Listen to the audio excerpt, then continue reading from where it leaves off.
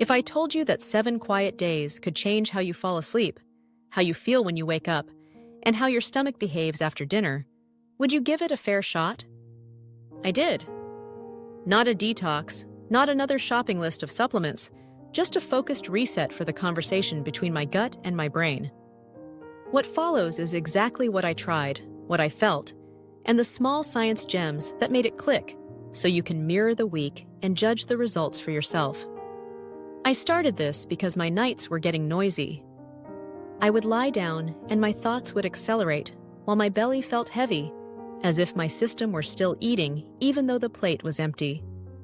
I wanted a gentler route than pills and a clearer plan than vague wellness advice. So I committed to a 7-day reset aimed at a single target: calm the signaling that travels along the vagus nerve from gut to brain and back again, so bedtime could finally feel like a landing, not a takeoff. Here's the simple science that shaped the plan. Your gut is lined with remarkable sensing cells, often called neuropods, that taste nutrients and send almost instant messages through the vagus nerve.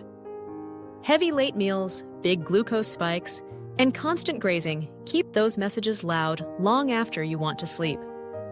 Between meals, your intestines run a housekeeping rhythm called the Migrating Motor Complex, a sweeping wave that only turns on when you stop snacking. Meanwhile, fermentable fibers feed microbes that produce short-chain fatty acids like butyrate, which can cool inflammation and indirectly improve mood and sleep quality. Finally, evening blue light tells your brain it's daytime and blunts melatonin, while warm dim light does the opposite. If I could respect those switches, I suspected my nights would soften. From those pieces, I set 3 rules. First, no grazing.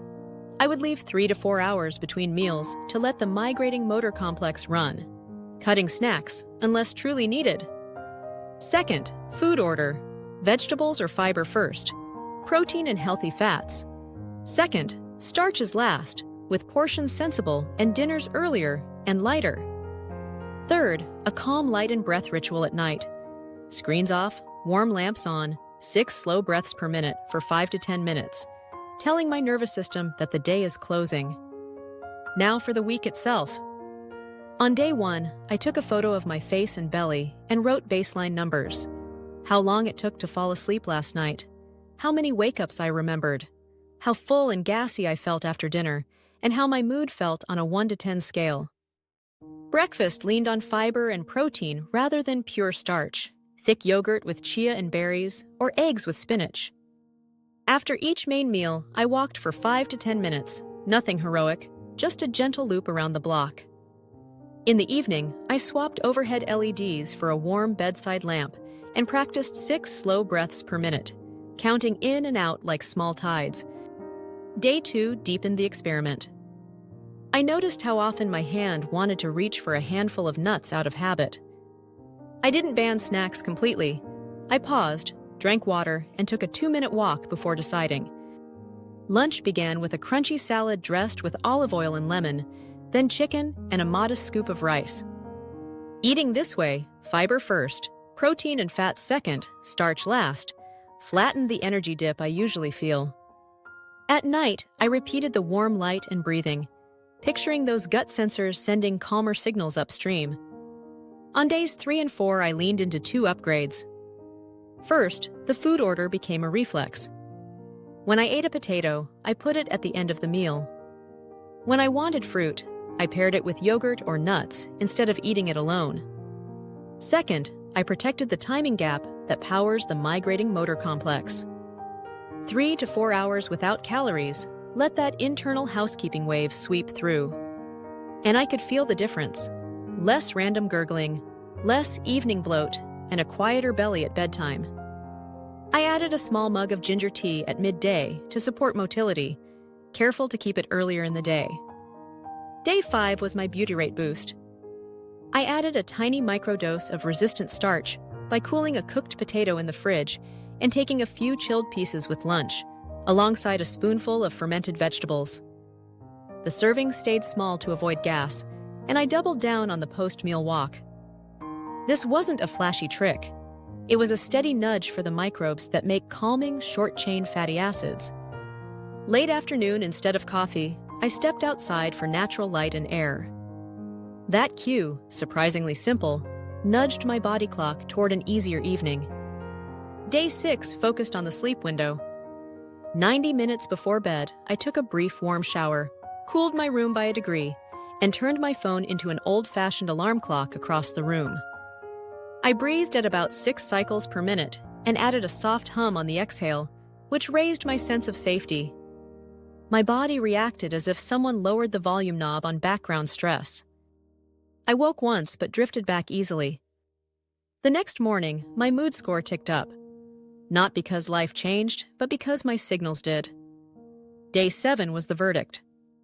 I ate simply, walked after each meal, kept my last bite at least 3 hours before bed, and repeated the same breathing routine. Then I compared notes. Average time to fall asleep had dropped, nighttime awakenings were fewer, evening bloating was rarer, and my afternoon energy felt more even. The changes weren't theatrical, but they were real, and they stacked. The lesson was straightforward. When I stopped shouting at my nervous system with constant calories and bright screens, it stops shouting back. Why did these ordinary steps work so well?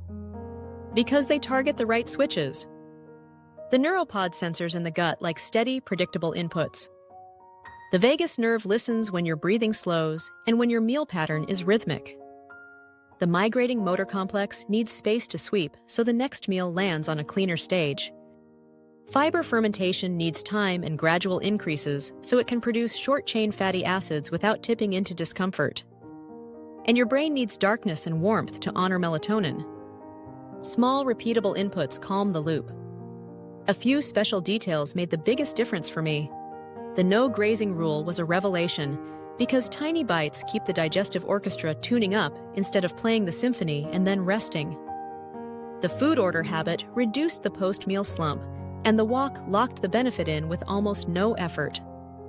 The breath pace, roughly 1 breath every 10 seconds, felt like a front door into my parasympathetic system, not a gimmick.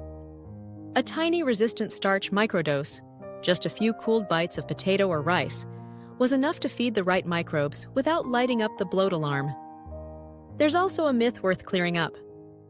People often repeat that most serotonin is made in the gut, which is true, but the serotonin produced there doesn't cross into the brain.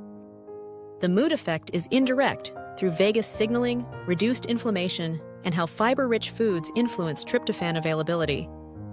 Understanding that helped me stop chasing magical superfoods and focus on patterns that make the signaling quieter and steadier. Let me give you a rapid action recap you can snapshot before you try the week yourself. Leave 3 to 4 hours between meals and avoid casual grazing so your migrating motor complex can run. Begin meals with vegetables or another fiber source.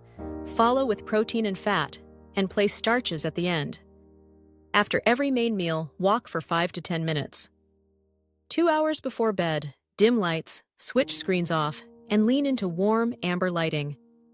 In the final hour, breathe slowly at about 6 breaths per minute for 5 to 10 minutes, letting the exhale be a touch longer than the inhale.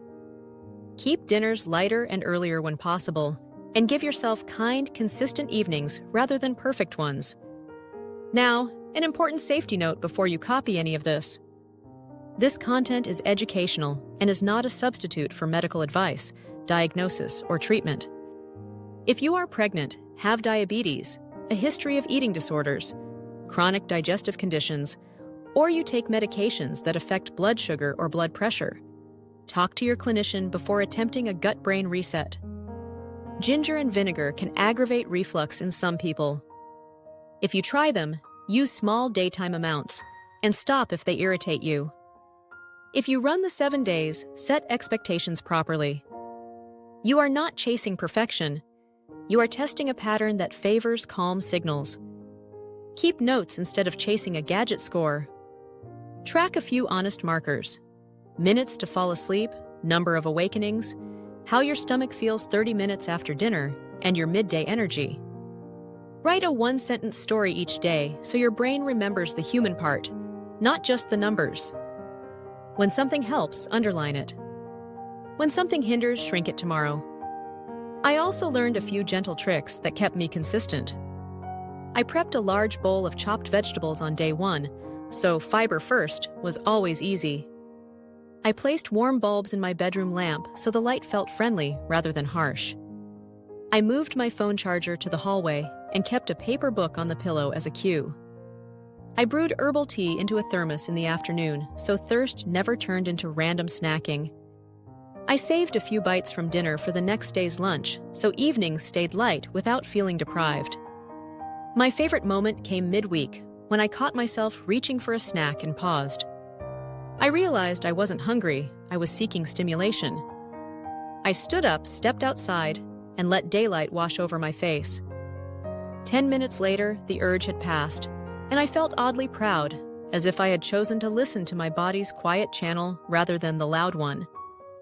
That small win carried into bedtime, where the breathing felt natural and the room felt safe.